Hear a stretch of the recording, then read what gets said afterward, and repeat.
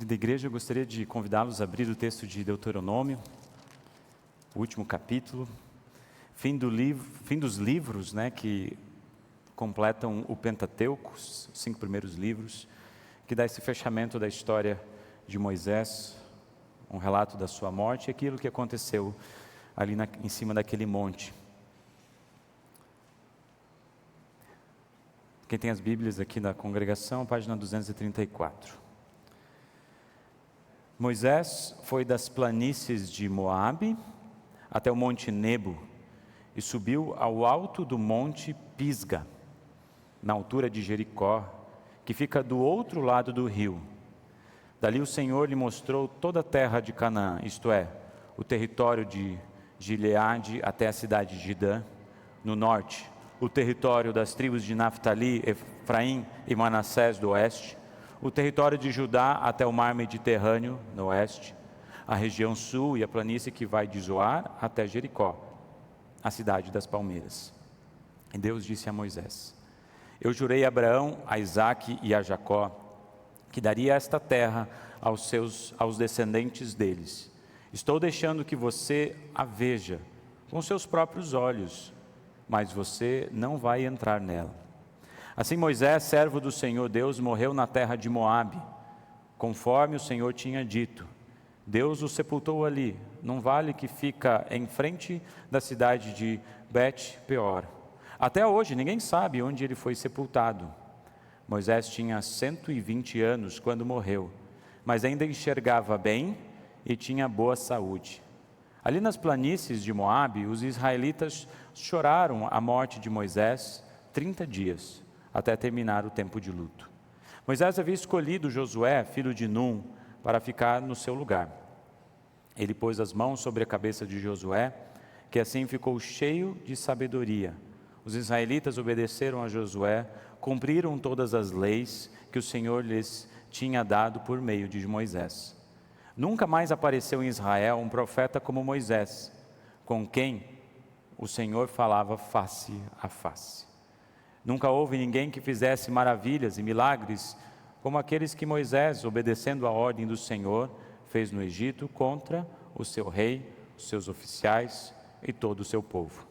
Nunca houve outro profeta que fizesse os milagres e as coisas espantosas que Moisés fez com grande poder na presença do povo de Israel. Até aqui a leitura. A gente vai citar alguns versículos de novo. Se vocês quiserem deixar do ladinho aberto, convido a fazer. Também cumprimentando aqueles que estão nos acompanhando através das transmissões. Sempre é uma alegria, uma oportunidade de poder conversar com vocês também. De uma forma especial a cada um que está aqui hoje na casa do nosso bondoso Deus. Uma oportunidade de a gente meditar sobre esses textos que a gente leu ao longo do nosso culto, mas dando destaque a 2 textos, o texto de Deuteronômio, capítulo 34, e também do Evangelho de Lucas, capítulo 9. Amém. Eu acredito que vocês já tiveram essa experiência, eu já tive algumas vezes, mas eu acredito que vocês também já tiveram, de subir no alto de um monte e olhar a paisagem. Vocês já fizeram isso, né? Às vezes nos nossos passeios, quando a gente está indo para algum lugar que a gente não conhece, e a gente descobre que tem um mirante, que tem um lugar assim diferente, a gente busca ir, porque é bonito ver a paisagem, é bonito ver aquilo que está no horizonte, as coisas que estão à nossa frente. Isso chama atenção, cativa os nossos olhos. É muito mais interessante quando a gente tem a possibilidade, a oportunidade de não somente olhar toda a beleza da criação de Deus, mas de repente tem um guia que fale, isso aqui representa isso, aquele outro lugar representa aquilo. Ou um amigo que conhece a região e de repente está ali presente, e pode nos orientar os nossos olhos para onde a gente está olhando, para que aquilo que a gente olhe faça sentido para nós. E quando eu olhei para esses textos, me veio essa experiência de poder olhar para alguns locais no horizonte e trazer essa sensação, esse sentimento. Os textos que a gente teve e leu hoje, eles vão nos convidar a 3 montes diferentes, sob 3 perspectivas diferentes, mas focando para o mesmo aspecto. E o primeiro monte que eu gostaria de trazer a nossa reflexão É claro o texto aqui de Deuteronômio 34, quando Moisés sobe até o monte Nebo, depois vai ao monte Pisga, um monte super alto, e ele pôde ver, e ali o texto ele descreve de uma maneira muito impressionante, toda a terra prometida de Canaã. Não é uma terra prometida há poucos dias, não, mas é, como diz o texto, desde Abraão, Isaac, Jacó, todos os descendentes, aquele período entre José até a chegada de Moisés, 400 anos, né, que eles ficaram como escravos. Depois a gente tem pelo menos 40 anos que eles estão no deserto, caminhando para esse lugar, para essa terra. Então imaginem a sensação e a expectativa que eles têm de poder entrar nesse lugar e nessa terra tão esperada por tanto tempo. E de fato o Senhor fala, essa terra darei. Moisés ele sobe, e quem está do lado de Moisés para conduzir, para falar, olha, nesse lugar vai ser as tribos de Efraim e Manassés, nesse lugar vai ser as tribos de Judá, essa aqui, a região norte vão ficar com essas, a região sul vai ficar assim. Claro que o texto bíblico não nos dá essa abertura, pelo menos ele não coloca em detalhes aquilo que está acontecendo ali junto com Deus, mas Moisés está falando com Deus face a face. Então eu imagino que ele não deve ter apenas ouvido, mas como aquela pessoa ansiosa para saber em detalhes aquilo que Deus vai fazer para cada uma dessas tribos e como ele vai conduzir o povo até chegar lá.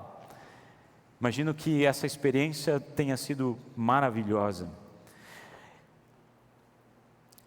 Porém, parece que essa visão ela é um pouco amarga para Moisés, por uma perspectiva. Por um lado, a gente tem Moisés na presença do Senhor, e o Senhor falando com ele face a face, mostrando tudo o que vai acontecer. Por outro lado,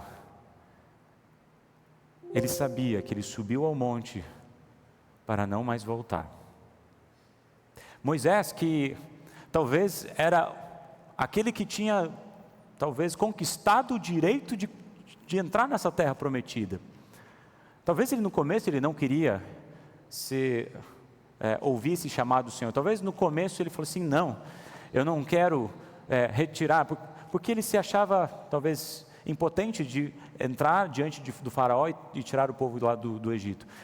Mas depois ele assume esse compromisso, ele guia o povo durante situações muito adversas e muito complicadas, tanto lá do Êxodo, como antes da sarça ardente, depois do Monte Sinai, entre tantas outras coisas que foram acontecendo no meio do caminho. E lá no capítulo 32, um pouquinho antes aqui, ele sabia, o Senhor tinha dito, suba nesse monte, você vai subir e eu vou dar essa terra a todos os seus descendentes, desde Abraão, mas você não vai voltar. Você não vai descer.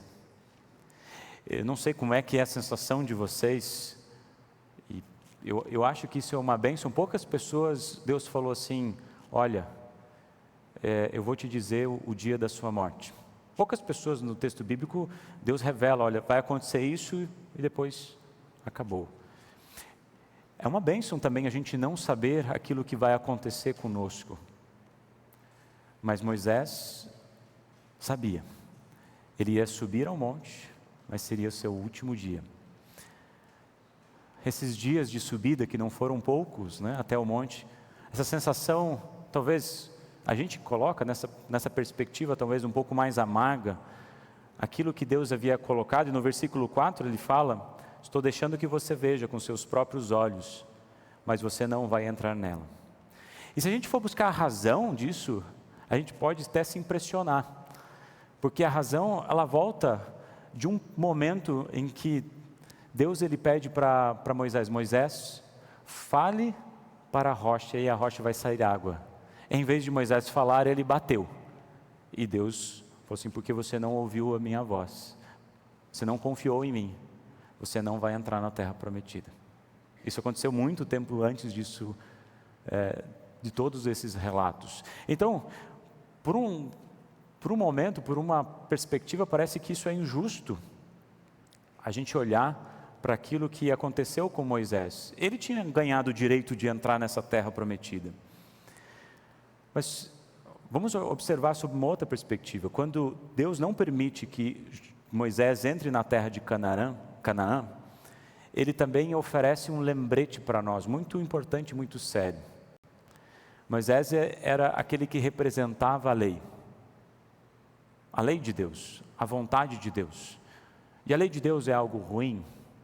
Não, a lei de Deus, ela é boa, porque foi dado por Deus. Porém, a lei de Deus, ela não salva. Talvez Moisés poderia ser aquele único que pudesse dizer: eu fui salvo pela lei, porque justamente eu cumpri tudo aquilo que Deus pediu para que eu fizesse. Mas aqui Deus demonstra que nós não somos salvos pela lei. Um exemplo muito simples disso é entender essa relação do que a lei é e o que a lei faz. A lei, na verdade, ela reflete aquilo que está no nosso coração. Ela reflete o pecado. A lei revela a nossa relação diante de Deus e a lei revela a nossa relação diante do próximo. A lei, ela não restaura um relacionamento. A lei, ela não perdoa o peso de uma culpa. A lei, ela não cura. A lei só pode revelar algo. Por isso que normalmente a lei é comparada como um espelho, porque reflete aquilo que nós somos. Quando a gente acorda de manhã, a gente olha para o espelho, a gente nos vê. E quando a lei é colocada diante de nós, a gente vê quem nós somos, nosso relacionamento com Deus e com o próximo. Então, nessa relação, assim como o espelho, quando eu vou me lavar, eu não pego o espelho, pode ser até ilógico isso, né? Mas eu não pego o espelho para me lavar. Consegue imaginar isso? O espelho revela, reflete.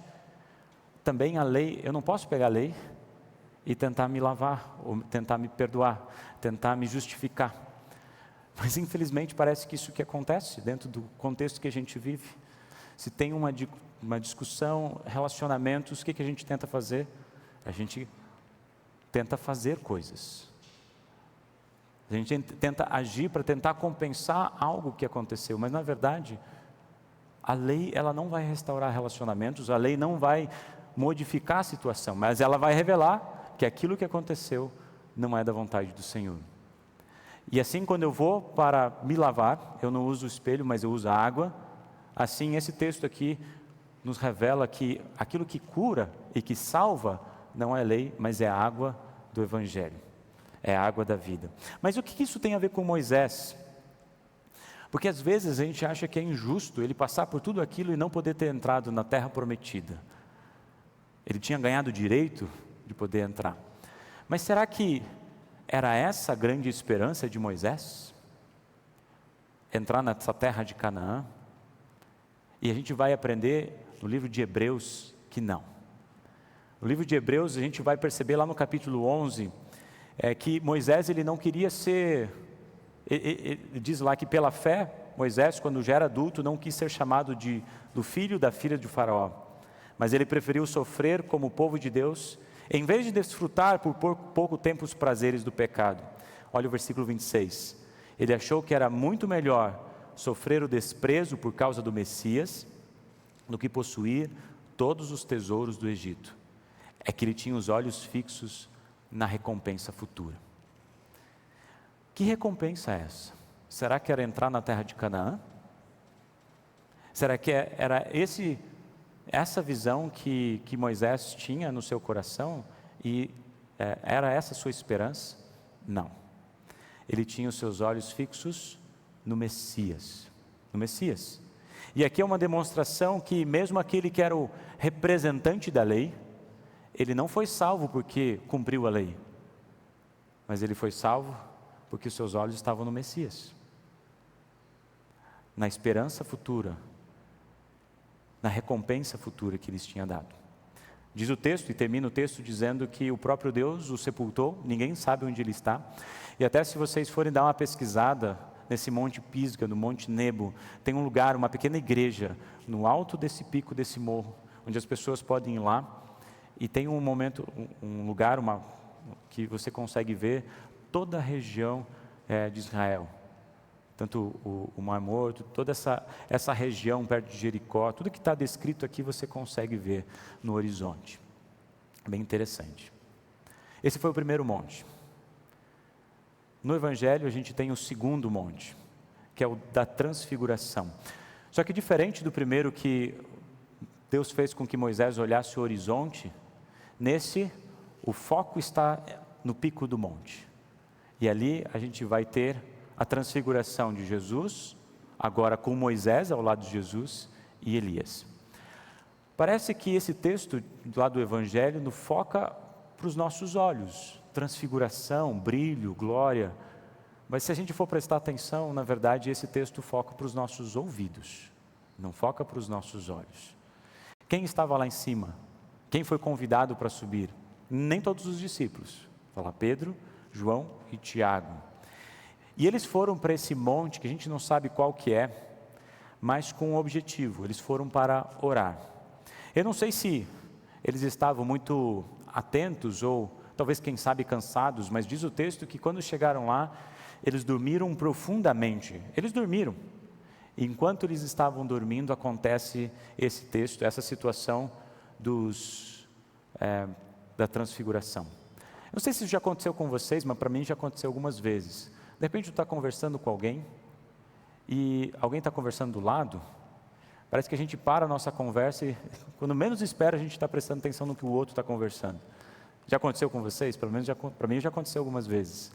E eu acho que é o que está acontecendo aqui nesse texto, né? Porque os discípulos estavam meio que dormindo, acordaram, e quando eles acordaram, eles meio que viram aquele brilho de Jesus com Moisés e Elias, e no meio daquilo, eles ouviram uma frase de Jesus, estava falando a respeito da sua morte, de acordo com a vontade de Deus, ele iria sofrer em Jerusalém. Eu não sei se eles prestaram atenção naquilo que eles estavam conversando de fato, mas se a gente observar, a primeira coisa que Pedro fala, depois que eles acordam: mestre, é muito bom estar aqui, vamos armar 3 barracas, uma para o Senhor, para Moisés. Acho que Pedro não entendeu aquilo que estava acontecendo naquele momento. Sabe que ele está ouvindo os outros conversarem, mas ele não prestou atenção nas palavras, e tenta entrar no meio da conversa, falando palavras fora do contexto.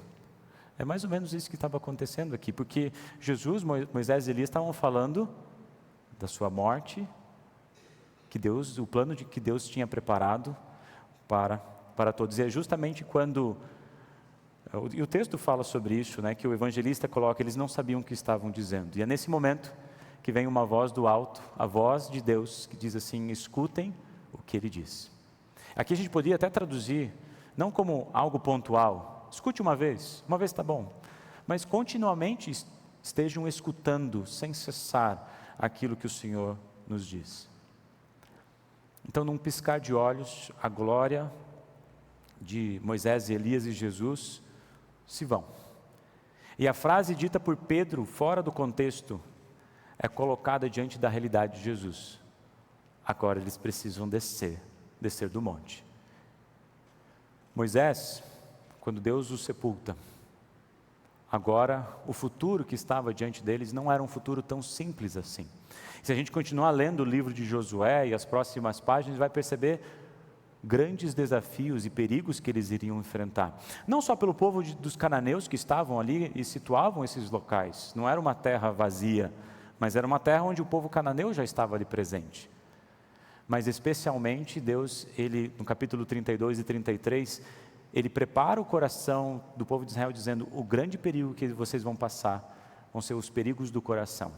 E de fato, porque a gente já refletiu nesse ano, quando a gente está focando no Antigo Testamento, Isaías, Jeremias, o próprio Neemias, o quanto o povo de Deus vai falhar nessa questão da confiança, na dependência no Senhor e Salvador. Então, já não vão ser situações e anos, décadas fáceis, vão ser momentos muito difíceis que o povo de Israel vai passar. Apesar de ser uma visão maravilhosa de Deus ter aberto a possibilidade de eles entrarem na terra prometida, muitas dificuldades iriam acontecer. Da mesma forma com os discípulos estão descendo do monte, E diante deles não vão ter situações fáceis, porque de fato agora vai se intensificar para Jesus e para os discípulos a realidade horrorosa da cruz, dessa perspectiva da dor, do sofrimento, da cruz. E não somente após a ressurreição, os discípulos iriam passar por grandes perseguições. Apenas um, talvez, dos discípulos teve morte natural. Acho que todos os outros morreram por causa que testemunharam a fé cristã. E a perseguição foi acontecendo muito tempo depois da ressurreição de Jesus. Não seriam tempos fáceis. Ou seja, quando a gente olha essa relação dos dois montes, parece que há uma certa relação, tanto lá com Moisés, como também na transfiguração. Parece que é aquela sinfonia inacabada, parece que algo está para se completar, que não estava definido. E outra, o foco dos dois relatos não está na terra de Canaã, e também não está no brilho e na glória de Moisés e Elias e Jesus. Tanto lá de Moisés, o foco está na terra maior, na recompensa futura, na confiança no Messias. E aqui, o foco não está no brilho de Jesus, mas está naquilo que eles conversaram a respeito da sua morte e ressurreição. Isso foi tão importante porque muito tempo depois, Pedro, na sua segunda carta, diz em seu testemunho: não estávamos contando coisas inventadas quando anunciamos a vocês a vinda poderosa do nosso Senhor Jesus Cristo, porque nossos próprios olhos viram a sua grandeza. E ele fala: nós estávamos lá quando Deus o Pai lhe deu honra e glória. Ouvi dizer: este é o meu Filho amado, em quem me comprazo. Nós mesmos ouvimos essa voz que veio do céu quando estávamos no Monte Sagrado com Jesus.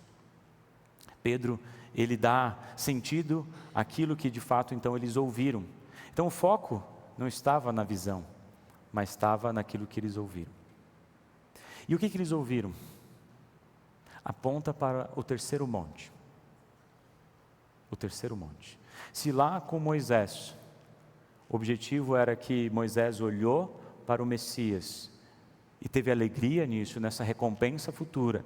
Isso é reverberado de novo quando Moisés está ao lado de Jesus, junto com o profeta Elias, e estavam conversando a respeito da sua morte, da morte de Jesus e ressurreição, para o plano de Deus para salvar.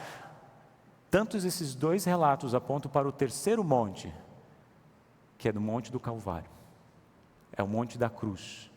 No alto da cruz, no alto desse Monte do Calvário, agora Deus que se fez ser humano, Ele carrega todos os nossos pecados, e lá no alto da cruz, no alto da sua compaixão, no alto da sua misericórdia, Ele diz: Pai, perdoa essa gente porque eles não sabem o que estão fazendo. Ele olha para sua mãe, para o seu discípulo e diz: cuida da minha mãe, cuida dele. Ele reverbera promessas do Antigo Testamento dizendo: estou com sede. Lança foi colocada, mas nenhum osso foi quebrado. Mas acima de tudo, do alto da cruz, esse Jesus, ele vem dizer para cada um de nós: está pago, está perdoado, os seus pecados estão perdoados, do alto da cruz. 3 montes, 3 lugares diferentes, mas todos centrados em Jesus. Não sei se vocês já tiveram essa perspectiva e essa experiência. É muito fácil, quando a gente está no alto de um monte, perder o propósito do que a gente está fazendo ali. Na nossa vida, muitas vezes, a gente corre o risco de também isso acontecer. Porque muitas vezes a gente pode olhar, por exemplo, a Deuteronômio e focar nas injustiças que acontecem conosco, com as pessoas que estão ao nosso redor. E nosso olhar está nas injustiças desse mundo. A gente poderia olhar para esse texto de Deuteronômio e, de fato, como Deus não permitiu que Moisés pudesse entrar na terra de Canaã? A gente poderia olhar para as injustiças e olhar para nossas injustiças, por coisas que acontecem. A gente também poderia não olhar para as injustiças, mas olhar para a glória. Assim como aconteceu com os discípulos. Como é bom estar aqui e ver o brilho e a glória na presença de Jesus junto com Moisés e Elias. Mas a carta de Hebreus nos faz a gente ter o foco certo. Nós somos chamados por Deus, para quê? Em primeiro lugar, para ter nossos olhos fixos em Jesus, o Messias. Eu não sei você, mas o que significa subir ao monte, sabendo que vai ser teu último dia? Imagina a gente vindo para a igreja, sabendo que hoje vai ser nosso último dia. Pode ser? Como é que a gente lida com isso? Com medo, com angústia, com desespero? Quando nossos olhos estão focados em Jesus, naquele que morreu por nós e ressuscitou, nós passamos por qualquer situação, sabendo que Ele é o nosso Senhor e Salvador, que essa é a nossa esperança, que nós temos nele a garantia da ressurreição. E Moisés, antes mesmo da ressurreição de Jesus, acreditava na ressurreição. Então, independente daquilo que a gente esteja passando, olhar para Jesus significa passar, mesmo subindo o monte, sabendo que ele não voltaria a ver seus amigos, família, mas ele estava com Deus, olhando e com expectativa da recompensa futura. Mas também como filhos de Deus, nós somos convidados a ouvir com atenção. Se no texto do Antigo Testamento foi talvez difícil subir ao monte, no texto do Evangelho talvez seja difícil descer do monte. Porque talvez a gente esteja vivenciando momentos maravilhosos na nossa vida, com coisas maravilhosas, com o brilho e o resplendor, está tudo talvez fluindo da melhor forma possível. Não há nenhuma injustiça, tudo está bem. Mas de repente Deus fala, desce. Ouça e desce. Porque a vida cristã, ela não se resume apenas a alguns momentos de louvor e celebração na casa de Deus, mas aquilo que a gente ouve e medita na casa de Deus precisa reverberar em todos os lugares da nossa vida. E talvez esse descer do monte represente nas nossas vidas aquilo que representou na vida dos discípulos: dificuldades, perseguições, sofrimentos, por causa que nós somos o Messias, por causa que nós cremos no Messias. Isso a gente viu no testemunho de Pedro, quando ele falou assim, nós ouvimos aquilo que o Senhor disse, e isso moldou o seu testemunho. Então, queridos irmãos e amigos, esses 3 montes nos ensinam muitas coisas: a ver, a ouvir e a confiar.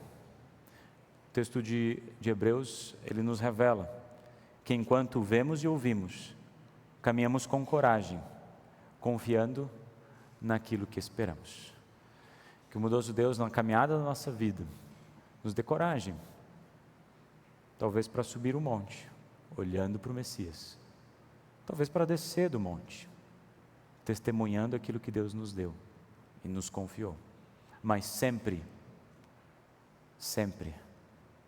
com olhos fixos em Jesus, aquele que entregou para nós a salvação. Deus nos abençoe, nos conduza. Amém. Nos colocamos em pé. Que a graça de Deus em Cristo Jesus esteja junto conosco em todos os momentos, porque do alto do monte, do alto da graça e da compaixão de Deus, nós fomos salvos. Amém.